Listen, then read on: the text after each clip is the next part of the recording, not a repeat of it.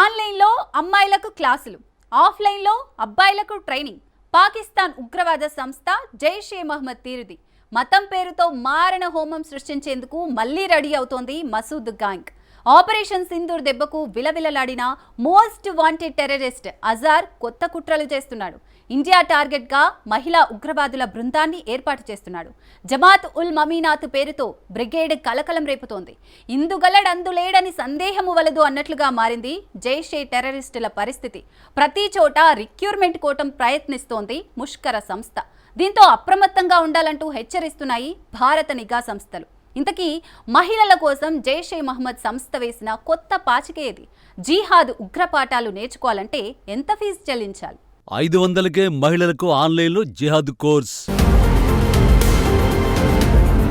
టెర్రరిజాన్ని కూకటి వేళతో పెకలిస్తామన్న మోడీ.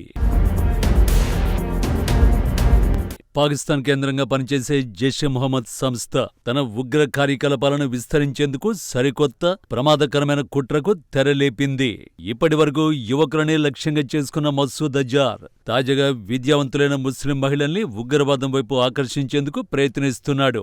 జైషే మహమ్మద్ సంస్థలో మహిళల్ని చేర్చుకునేందుకు కుట్రలు చేస్తున్నాడు. పాకిస్తాన్తో పాటు భారత్లోని కొన్ని ప్రాంతాల్లో రిక్రూట్మెంట్కు ప్లాన్ చేస్తున్నాడు. జైషే మహమ్మద్ కరడుగట్టిన పాకిస్తాన్ ఉగ్రవాద సంస్థ. పహల్గాం దాడి తర్వాత ఇండియా చేపట్టిన ఆపరేషన్ సింధూర్తో జైషే మహమ్మద్ హెడ్ ఆఫీసు నేలమట్టమైంది. ఇండియన్ ఆర్మీ మెరుపు దాడులతో పాకిస్తాన్లోని టెర్రరిస్టులు ఉక్కిరిబిక్కిరయ్యారు. అప్పటి నుంచి భయంతో బిక్కుబిక్కుమంటోన్న జైషే మహమ్మద్ సంస్థ మరోసారి పన్నాగం రచిస్తోంది. పాకిస్తాన్ స్థావరంగా పచ్చని కశ్మీరాన్ని రావణకాష్టంగా మార్చేందుకు ముష్కరులు బరితెగించారు. మహిళల్ని టెర్రరిస్టులుగా మరించే కార్యక్రమానికి శ్రీకారం చుట్టారు. అందుకోసం ఏకంగా ఆన్లైన్లో జిహాద్ కోర్సును ప్రారంభించింది జైషే మహమ్మద్ సంస్థ. దానికి తౌఫత్ అల్ ముమినాత్ అని పేరు పెట్టింది. అంతేకాకుండా కోర్సు ఫీజును 500 పాకిస్తానీ రూపాయలుగా పెట్టింది. ఆన్లైన్ జిహాద్ కోర్సులో చేరిన మహిళలకు జైషే మహమ్మద్లోని కరడుగట్టిన ఉగ్రవాదులు శిక్షణ ఇస్తారు. జిహాద్ ఇస్లాం గురించి బోధిస్తారు. శిక్షణ పూర్తి చేసుకున్న తర్వాత ఆన్లైన్లో నియామకాలు చేపడతారు. 2025 నవంబర్ 8 నుంచే ఆన్లైన్ జిహాద్ కోర్సు ప్రారంభం కానుంది. మసూద్ అజార్ చెల్లెలు సదియా అజార్ నిర్వహణ బాధ్యతలు చూస్తోంది. ఆపరేషన్ సింధూర్ సమయంలో భారత్ నిర్వహించిన వైమానిక దాడుల్లో బహావల్పూర్లోని జైషే మహమ్మద్ ప్రధాన కార్యాలయం ధ్వంసం చేసింది. ఆ దాడిలో మసూద్ అజార్ కుటుంబ సభ్యులు చాలామంది మరణించారు. అందులో సాదియా భర్త యూసుఫ్ అజార్ కూడా ఉన్నాడు. ఇప్పటికే జైషే మహమ్మద్ కీలక నిర్ణయం తీసుకుంది.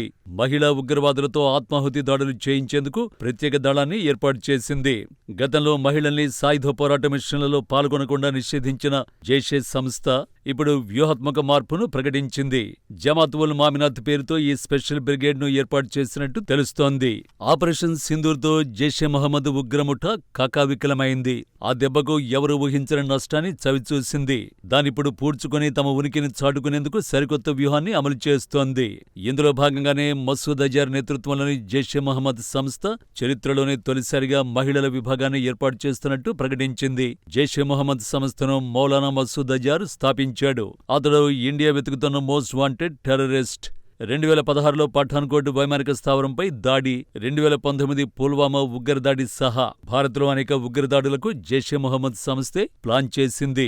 2001లో పార్లమెంటుపై దాడి, 2008 ముంబై దాడుల్లో కూడా మసూద్ అజార్ ప్రమేయం ఉంది. ఐక్యరాజ్యసమితి భద్రతా మండలి కూడా మసూద్ అజార్ను అంతర్జాతీయ ఉగ్రవాదిగా ప్రకటించింది. ఒకప్పుడు భారత ఏజెన్సీల అదుపులోనే అతడు ఉండేవాడు. అయితే ఎయిర్ ఇండియాకు చెందిన IC-814 విమానాన్ని అతడి సన్నిహితులు హైజాక్ చేసి విడిపించుకున్నారు. 1999 డిసెంబర్లో నేపాల్లోని ఖాట్మండు నుంచి ఢిల్లీకి బయలుదేరిన విమానాన్ని 5గురు ఉగ్రవాదులు హైజాక్ చేసి అమృత్సర్, లాహోర్, దుబాయ్ మీదుగా ఆఫ్ఘనిస్తాన్లోని కాందహార్కు తరలించారు.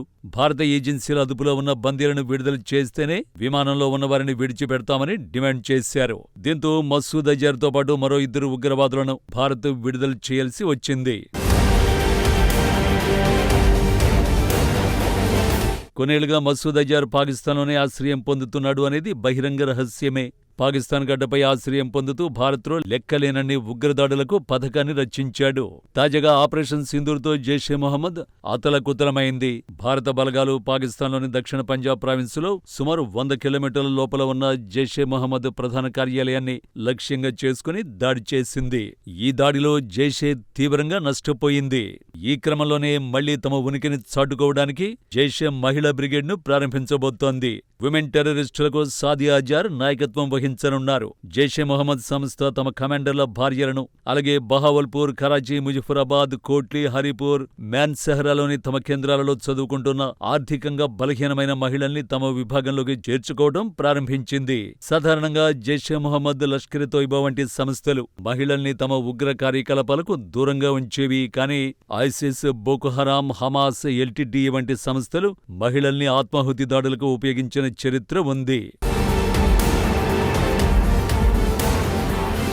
భవిష్యత్తులో జరిగే ఉగ్రవాద కార్యకలాపాల్లో జైషే కూడా మహిళా ఆత్మాహుతి దాడుల్ని ఉపయోగించేందుకు ప్రయత్నిస్తోన్నట్టు నిఘా వర్గాలు అనుమానాన్ని వ్యక్తం చేస్తున్నాయి.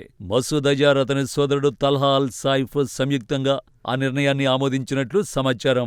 జమాత్ ఉల్ మోమినాత్ విభాగాన్ని జమ్మూ కశ్మీర్, ఉత్తరప్రదేశ్, దక్షిణ భారతదేశంలోని కొన్ని ప్రాంతాలలో ఆన్లైన్ నెట్వర్క్ల ద్వారా విస్తరించాలని జైషే లక్ష్యంగా పెట్టుకున్నట్టు తెలుస్తోంది. వివిధ సోషల్ మీడియా ప్లాట్ఫామ్లు, వాట్సాప్ గ్రూపుల ద్వారా వీరి కార్యకలాపాలు విస్తరించే అవకాశం ఉంది.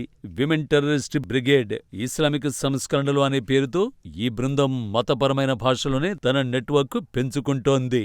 మొదట ఇస్లాం గురించి మాత్రమే చెబుతూ రాను రాను జిహాదీలుగా మార్చాలన్న లక్ష్యంతోనే ఇది పనిచేస్తోందని ఇంటెలిజెన్స్ ఓ నిర్ధారణకొచ్చింది.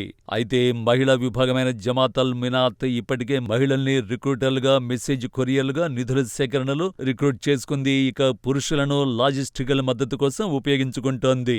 ఇదంతా కూడా ఇస్లామిక్ ఉగ్రవాద సంస్థ జైషే మొహమ్మద్ ప్రణాళికలో భాగంగానే జరుగుతోంది. ఈ మహిళా విభాగం పాకిస్తాన్లోని పంజాబ్ ప్రావిన్స్, కశ్మీర్ అంతటా సోషల్ మీడియా ద్వారా చేరువవుతోందని, అలాగే మదర్సాలపై ఎక్కువ దృష్టి పెట్టినట్టు తెలుస్తోంది. సోషల్ మీడియా, ఆన్లైన్ నెట్వర్క్ ద్వారా భారతీయ మహిళల్ని జైషే మొహమ్మద్ ఆకర్షించే ప్రమాదం ఉంది.